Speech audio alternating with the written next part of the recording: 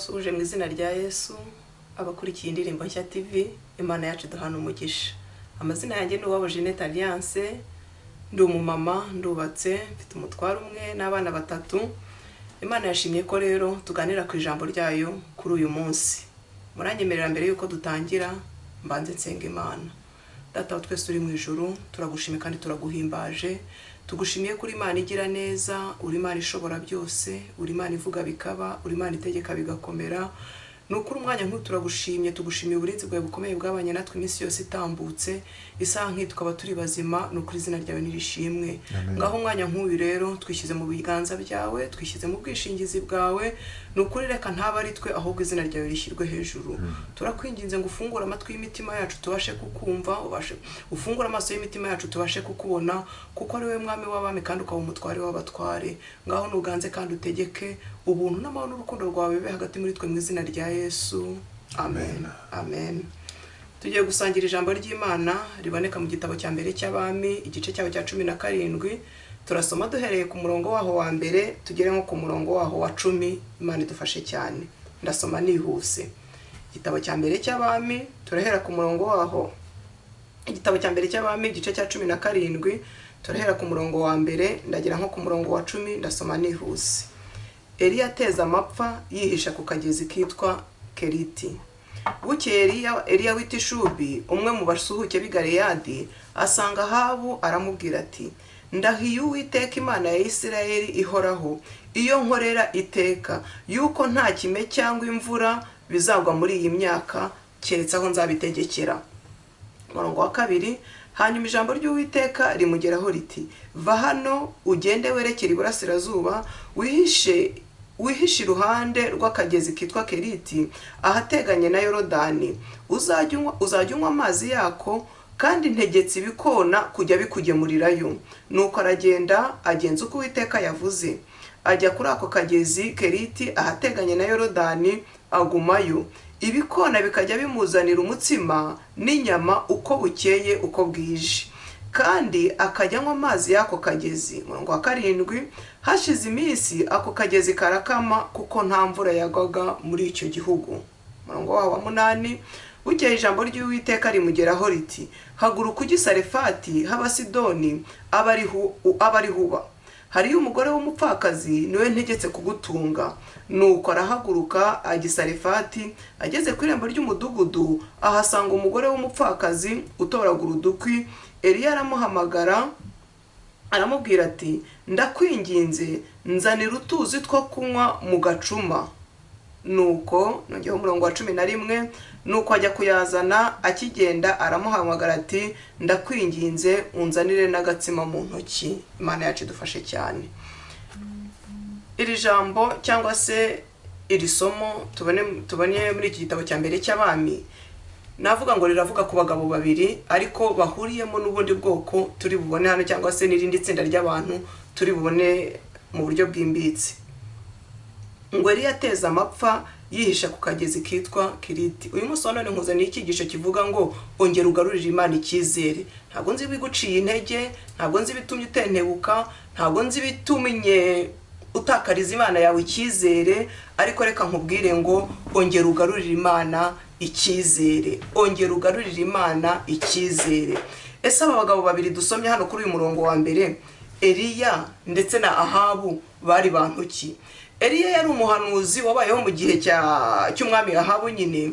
Abaho ari umuhanuzi wari ufite ishyaka n'umwete, cyangwa se wari ushishikajwe cyane no kurwanya abami basengaga cyangwa se baramyaga ibigirwamana. Eliya agira ishyaka ry'umurimo w'Imana. Eliya yumva ababajwe nabyo, ababazwa n'ibyakorwaga n'ubwoko bwa Isirayeli. Arangije yumva afite ishyaka ryo kurwanirira, reka mvuge ngo Imana, ahagurukira kurwanya Bali n'ibindi bigirwamana byose byaramwaga cyangwa byasengwaga muri icyo gihe. Eliya rero nk'umuhanuzi, bibiri umuvuga cyane ngo nk'umuhanuzi wari ukomeye. Eliya yatangiye umurimo cyangwa se Eliya ugaragara muri iki gice cya 17 atangiye guhanura cyangwa se atangiye kuvugwaho mu gihe Isirayeli yari imaze gucikamo ibice bibiri. Iyo usomye muri iki gitabo cyo mu bambi ba mbere uhereye mwenda mu bice nka 11 tuhabona umwami Salomo acumura, amaze gucumura ngo agwishijwe n'abagore benshi yari yarashatse. Twese turabizi ko yashatse abagore ngira ngo niba mbyibuka neza ngo 1,000. Amaze gushaka abo bagore kubitewe nuko umwami Salomo ashaka abo bagore, buri mugore wese yazanaga imana y'iwabo, buri wese akazana imana y'iwabo. Ibyo rero biragenda bituma Salomo agushwa n'abo bagore yashatse. Amaze kugushwa nabo rero, cyane ko yagiye ashaka abo bagore akabashaka mu moko imana yarabujije Abisirayeli gushakamo cyangwa se kwifatanya nabo cyangwa se kwivanga nabo. Salomo amaze gucumura, Imana iramwihanangiza iramubwira iti kubwo gucumura kwawe rero, kubwo kutumvira amategeko yanjye, kubwo kunsuzugura, kubwo gukora ibihabanye n'ibyo nashakaga ko cyangwa se n'inzira nashakaga kugendamo, guhera uyu munsi ubwami ndabukunyaze kandi nzabugabiza cyangwa se nzabuha umugaragu wawe. Mutekereze tubikurure, utekereze wari umwami, wari umuntu ukomeye cyane, wari umuntu uri hejuru cyane, hanyuma ukabwirwa ko ubwami bwawe butagiye no guhabwa n'umwe mu muryango wawe, ahubwo bugiye guhabwa umugaragu wawe. Mana yacu dufashe cyane. Imana cyakoze irangije iramubwira iti ariko kubw'indahiro nagiranye na Dawidi ntago nzabikora ku ngoma yawe cyangwa se ntago nzabikora kuri wowe, ahubwo nzabunyaga umuhungu wawe. Niko byaje kugenda rero. Uwitwa Rehobowamu akaba umuhungu wa Salomo yaje kujya ku ngoma. Ibi ndabivuga kugira ngo byihute bitwinjize mu cyigisho cyangwa se mu ijambo nshaka ko tuganira cyangwa se dusangira uyu munsi wa none. Rehobowamu nk'umuhungu wa Salomo yaje kujya ku ngoma. Ngo ajye ku ngoma, agezeho abantu baramwinginga bati nyaboneka so yadutwazaga igitugu, tubabarira tugabaniriza ubu buretwa buturembeje. Umuhungu arababwira ati ahubwo data, muri make avuga ngo nzarushaho kubakubita uko cyangwa se kubakoresha ibirenze ibyo data yabakoreshaga. Nibyo byatumye rero Abisirayeli bacikamo kabiri. Igice kimwe kijya kuri Rehobowamu nk'uko Imana yari yabivuze, ikindi gice gitwarwa na Yerobowamu uwari umugaragu wa Salomo.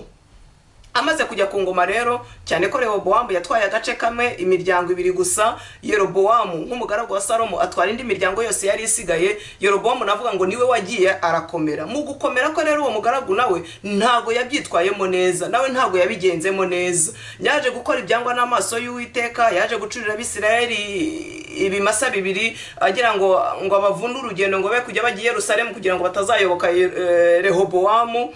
Abacurira izo nyane 2 kugira ngo be kumucikaho mbere make bamugumeho. Aho rero Yerobowamu amaze gukora nabi kuri iryo simburana ry'abami bagiye basimburana kuri Isirayeli, Yerobowamu niwe aboneka ari naho Ahabu yaziye kuziramo. Ahabu aza, Bibiliya bitubwira neza ngo Ahabu numwe mu bami bakoze ibyangwa n'amaso y'Uwiteka kuruta abandi bami bose bamubanjirije. Ndagasubiramo aka kantu ngo Ahabu numwe mu bami bakoze nabi cyangwa se bakoze ibyangwa n'amaso y'Uwiteka ngo kuruta abandi bami bose bamubanjirije. Bibiliya ikabivuga neza mu gice cya 16 yore ku murongo wa 29 ngira ngo harabivuga neza. Haravuga ngo Ahabu abonye ko bidahagije kugendera mu byaha bya Yerobowamu, ngo arongera noneho ngo arongora Yezebeli umukobwa wa Etibari umwami w'Abasidoni. Abasidoni bakaba ubwoko Imana yari yarababujije gushakamo cyangwa se kwifatanya nabo. Ubwo rero baragiye bahuje ibitakagomba guhura. Eliya rero ahaguruka muri iryo shyaka kuko ngo Ahabu yaragiye yubakira Bali ibicaniro arayiramya, ndetse kuko yashinze ikirenge mu cya Yerobowamu, bituma Abisirayeli bose bawuyoboka ibigirwamana, bituma Abisirayeli bose navuga ngo bagwishwa n'ubuyobozi bwabo bubi.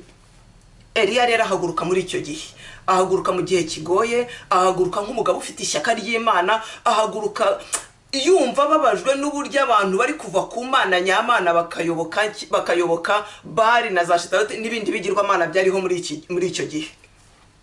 Eliya rero ngo araguhagurukiye, aha twasomye ngo ajye kureba umwami Ahabu, amubwira amagambo akomeye cyane. aramubwira ngo reka nsome ku murongo wa mbere ngo bukeye Eliya w'itishubi umwe mu basuke b'Galeyadi asanga Ahabu aramubwira ati ndahiye Uwiteka Imana ya Isirayeli ihoraho iyo nkorera iteka. Haleluya. Eliya nk'umuntu wari waragendanye n'Imana, Eliya nk'umugabo wari ufite kwizera kudakebakeba, Eliya nk'umuhanuzi wari wiringiye wakorera cyangwa se wari uhagaze neza mu byo yarimo, arahaguruka aratinyuka ajya guhangana umwami aramubwira ngo nkurahiriye Imana ihoraho Uwiteka nkorera. Amagambo yamubwiye yuko nta kime cyangwa imvura bizagwa muri iyi myaka keretse aho nzabitegekera. Iri jambo nitekerezaho, Eliya ajya guhagarika imvura ndetse n'ikimwe.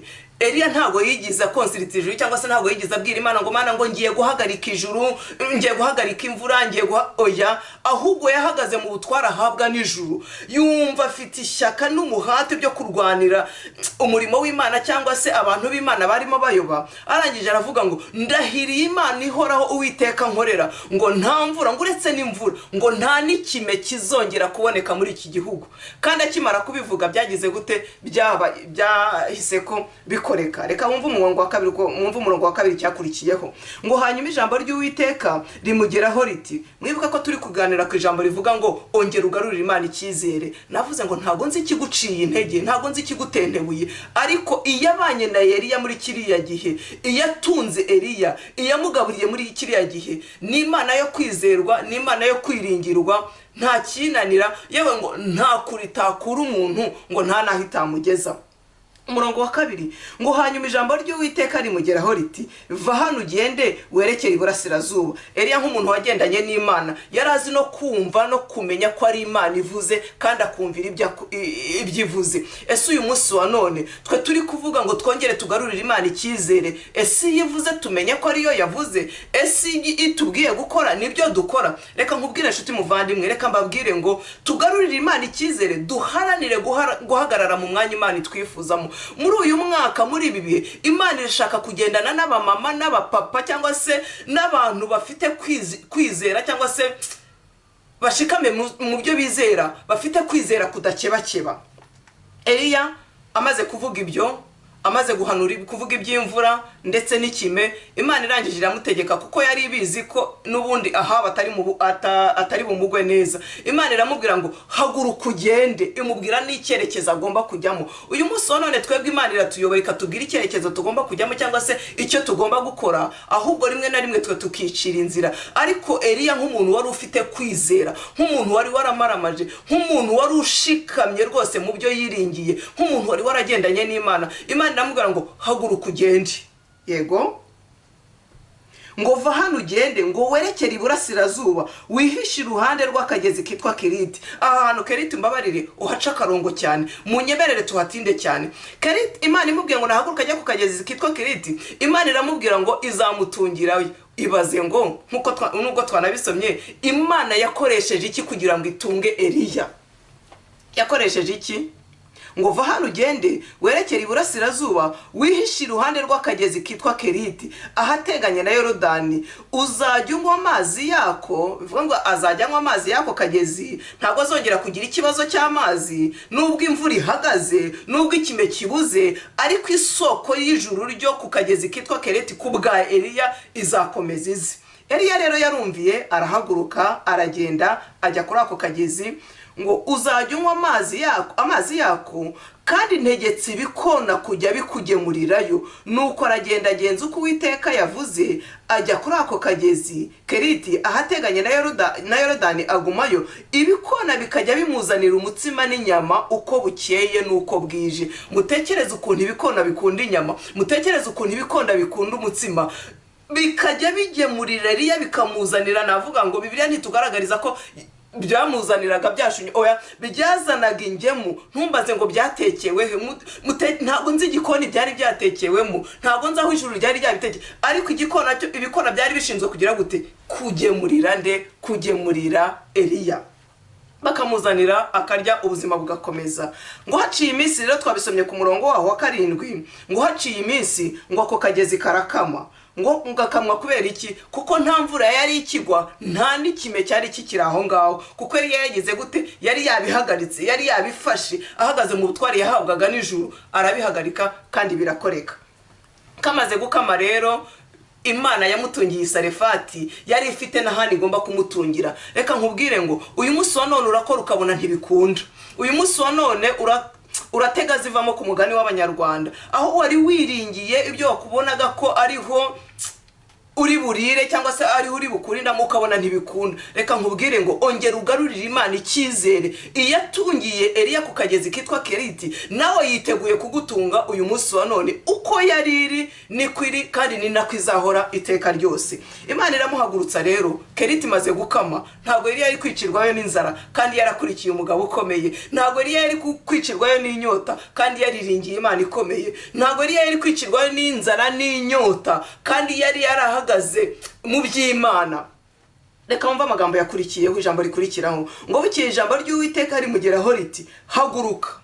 Ni nko kuvuga ngo niba Keriti kamye ntago amasoko yo mu ijuru yakamye, oya. Reka nkubwire ngo ongera ugarurire Imana icyizere. Iyakubanye muri birya bihe byatambutse, iyakurinze ka kaga gakomeye watambutsemo, iyakurinze imihoro n'imipanga byakunyuze ku mutwe, iyakurinze mu masasu, iyakurinze mu nzara, iyakurinze ku iseta, iracyari iyo kwiringirwa. Ni data wa twese mwiza, ni umukozi w'umuhanga. Njya nkunda kuvuga ngo ni Rugira, ni Rubasha, ni Elishadayi, ni Imana ishobora byose, ni data wa twese mwiza, ni igiti cy'inganzamarumbo kandi ni isambu itarumba. Iyakubanye muri birya bihe byatambutse, uyu munsi none ntabwo ari bwigiye kugusiga. Reka nkubwire ngo nshuti muvandimwe, ongera ugarurire Imana icyizere.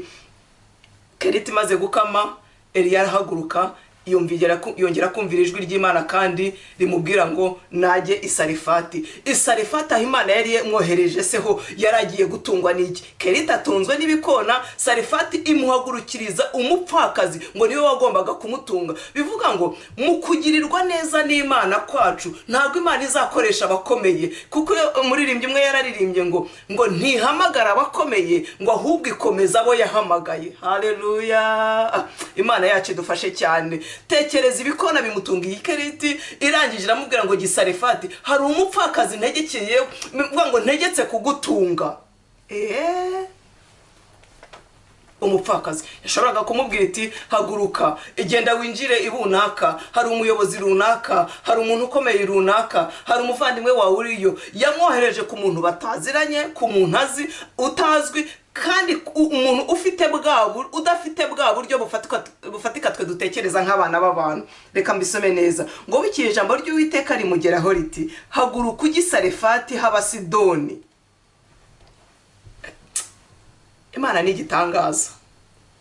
Eliya amaze kubwira Ahabu mwibuke ko yarongoye Yezebeli, umukobwa wa Etibari. Etibari akaba yari umwami w'Abasidoni. Irangije Imana kugira ngo ikwereke ko yagutungira naho bidashoboka, kugira ngo ikwereke ko yagutungira no mu banzi, irangije iramubwira ngo najye Sarefati h'Abasidoni. Haleluya! Reka nkubwire ngo Imana yacu niyo kwizerwa, Imana yacu niyo kwiringirwa. Aho twe tubona ko bidashoboka, aho twe tubona ko byanze, aho twe tubona ko nta nzira, aho twe tubona nta byiringiro, reka nkubwire Imana niyo kwiringirwa. Ndongera mbisubiremo ngo ni data wa twese mwiza, ni Imana isumba byose, ni Elishadayi.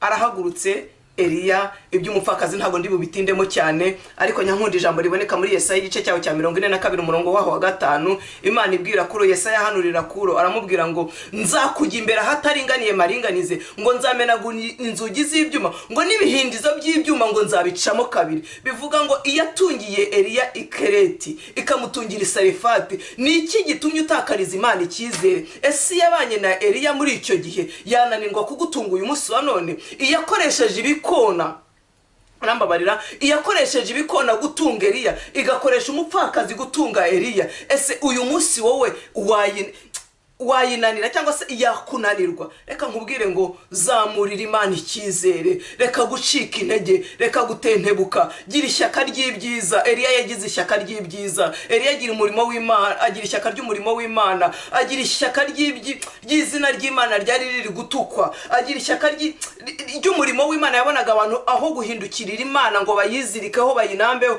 ahubwo barimo barushaho kuyivaho bitewe n'ubwami bubi cyangwa se n'ubuyobozi bubi bari bafite. Eliya agira iryo shyaka reka nkubwire ngo haranira guhagarara mu mwanya Imana ikwifuzamo, haranira guhagarara mu mwanya Imana igushakamo, haranira kuba umumama ukwiriye, haranira kuba umupapa ukwiriye, haranira kuba umusore ukwiriye, haranira kuba urubyiruko rushimwa n'Imana n'abantu. Iyatungiye Erikeriti ikamutungira Isarefati aho bitashobokaga, aho Eliya nta kigega cy'ibiryo yari afiteyo, aho Eliya nta robine yari afiteyo y'amazi, ariko data wa twese mwiza kubwo kugira neza kwe, kubwo kubona kumaramaza kwa Eliya, kubwo kubona icyizere Eliya yayigiriye, kubwo kubona ishyaka n'umuhate Eliya yari afite, Imana ikoresha ibidakoreshwa. Reka nkoresha iryo jambo, ikoresha ibyagaragaraga nk'ibinyantege nke, ikoresha ibyagaragaraga nk'ibitakagombye gukora.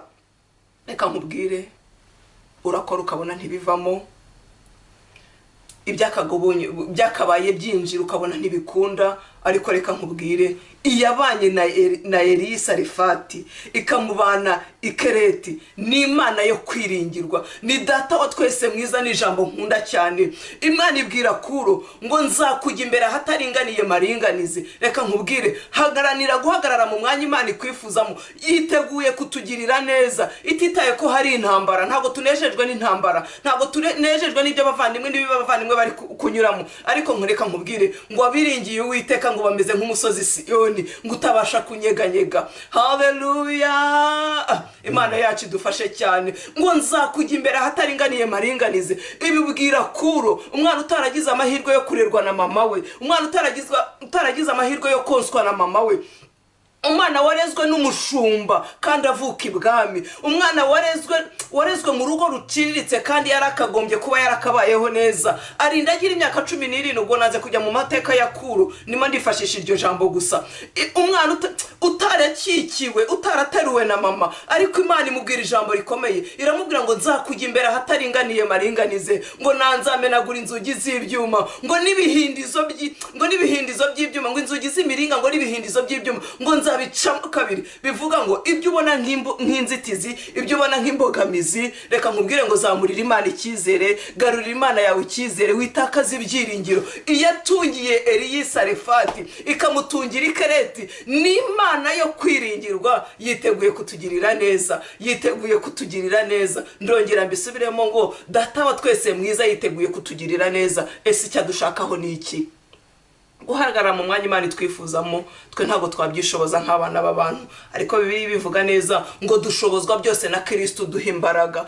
Ntabwo ngewe gukiranuka, ngewe ntabwo nabyishoboza, ntabwo namwe mwabyishoboza, ariko data twese mwiza kubwishyaka n'umuhate. Na Eliya rega nawe kubwo kugira ririya shyaka ry'ibyiza, ntabwo ari ibyo yiteyemo ku giti cye, yateye intambwe imwe Bibiliya idusaba cyangwa ijambo ry'Imana ridusaba, izindi Imana iramushyigikira cyangwa se iraziterera. Nshuti muvandimwe, va mu byo urimo, va mu biri kugutandukanya n'Imana, va mu biri gutuma utakariza Imana icyizere. Hanga amaso umusaraba, hanga amaso data wa twese mwiza. Nge nabonye Imana inkura ku maseta, nabonye Imana inkiza mu buryo butandukanye. Ndi umuhamya wo kuvuga ko Imana igira neza, ndi umuhamya wo kuvuga ngo 2022 abazayihagararamo neza bazabona kugira neza kw'Imana. Data wa twese atugirire neza. Imana yacu ishimwe cyane. Ngo nzakujya imbere ahataringaniye maringanize, bivuga ngo ibyo ubona nk'imisozi, ibyo wowe wumva bitashoboka, ngaho bikurura bihuze n'igikona kizanye porte manger irimo ibiryo, kizanye umutsima n'inyama. Ngaho bitekereze.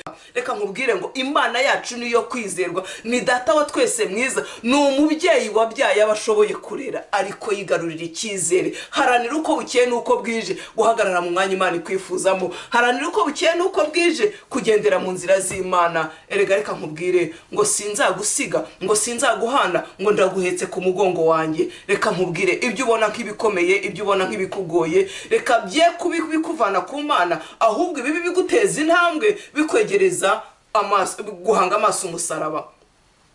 Gucika intege kwawe, gutentebuka kwawe, ngo nuko numwe nta na santimente rimwe, nta kantu na gato bikemura ku kibazo cyawe. Ariko iyo duteya ibibazo umugongo, tugahanga amaso umusaraba, tukiringira Imana, ibyiringiro byacu tukabizamura ku Mana, nta kabuza n'ukuri yiteguye kutugirira neza.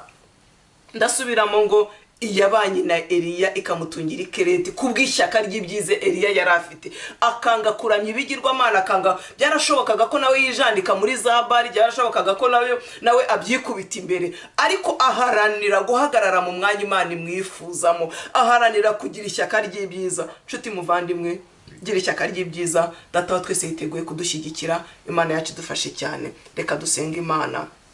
Ntango nzi bikugoye, nta nubwo nzi bikuruhije, ariko zamura ibyiringiro, zamura ibyiringiro, kura amaso kubifatika, kura amaso ku bantu. Twagiye twiringira abana b'abantu, tugenda twiringira ibikomeye, ariko byose ibyo byose nibitambuka nk'umuyaga. Twiringiye abantu baradutenguha, twiringira abantu baraduhemukira, ariko reka nkubwire ngo Imana yacu niyo kwiringirwa kandi niyo kwizerwa. Imana yacu idufashe cyane. Reka dusenga Imana. Data twese uri mu ijuru, Imana idukunda kandi twitaho, uri umukozi w'umuhanga, uri rubasha, uri El Shaddai, uravuga bikaba, urategeka bigakomera, uri data wa twese mwiza, uri umukozi w'umuhanga, izina ryawe nirikirwe hejuru. Byiringiro bizima, tugushimiye umwanya mwiza uduhaye wo kuganira kuri iri jambo byiringiro bizima. Nukuri reka uryagure muri twebwe, reka ukomeze kuryagura muri twebwe, Mwuka Wera akomeze nyaguhara ku ngoma Imana kurisobanura mu buryo bwimbitse muri twebwe. Ufungura amatwi y'imitima yacu kandi twongere tubashe kuryumva, twongere tubashe kandi kuryumva, twongere tubashe kandi kuryumva, kuko uri Imana igira neza. Ngaho urakoze kubana natwe rero. Ndakwereka buri umwe wese uri hano nyagora ku ngoma Imana, wemeye ufashe icyemezo uyu munsi uvuze ngo ngiye gutera amaso ibibazo ahubwo amaso nyahanga umusaraba, ngiye gutera umugongo ibibazo ahubwo amaso yanjye nyahanga ijuru. Reka udushyigikire muri byose. Aba papa bafashe icyo cyemezo nyagora ku ngoma Imana ubashyigikire, aba mama bafashe icyo cyemezo data mwiza ubashyigikire. Nyemerera byiringiro bizima nkwereke n'abarwayi, nukuri reka bari kubisasuro by'uburwayi ubasure, urambikeho ikiganza cyawe gikiza, ubakize mu izina rya Yesu kandi tuzagushima. Ngaho nukomeze kutugirira neza, ukomeze kutubana, ikiruta byose ukomeze kuduhagarika mu mwanya twifuzamo. Nibyo dusenze twizeye mu izina ry'umucunguzi wacu Yesu Kristo. Amen, amen. Imana yacu idufashe cyane. Murakoze.